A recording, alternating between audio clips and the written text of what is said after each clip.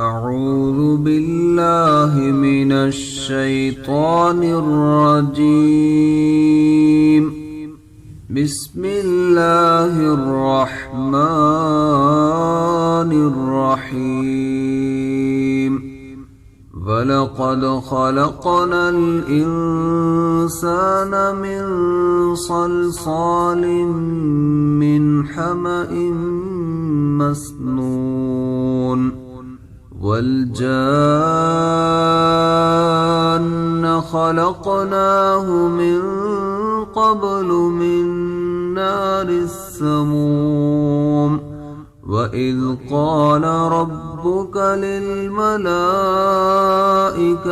إني خالق بشرا من صلصال من حمأ مسنون.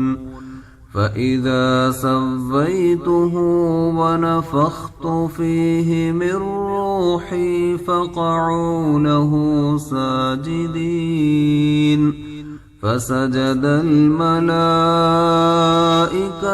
كلهم أجمعون إلا إبليس أبى أن يكون مع الساجدين. قال يا إبليس ما لك ألا تكون مع الساجدين؟ قال لم أكن لأسجد لبشر خلقته من صلصال من حمأ مسنون. قال فاخرج منها فإنك رجيم وإن عليك اللعنة إلى يوم الدين. قال رب فأنظرني إلى يوم يبعثون. قال فإنك من المنظرين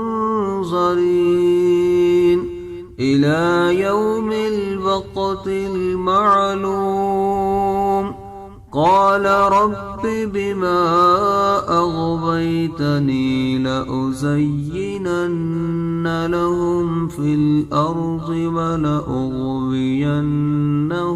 أجمعين إلا عبادك منهم المخلصين. قال هذا صراط علي مستقيم. إن عبادي ليس لك عليهم سلطان إلا من اتبعك من الغاوين. وإن جهنم لموعدهم أجمعين لها 7 أبواب لكل باب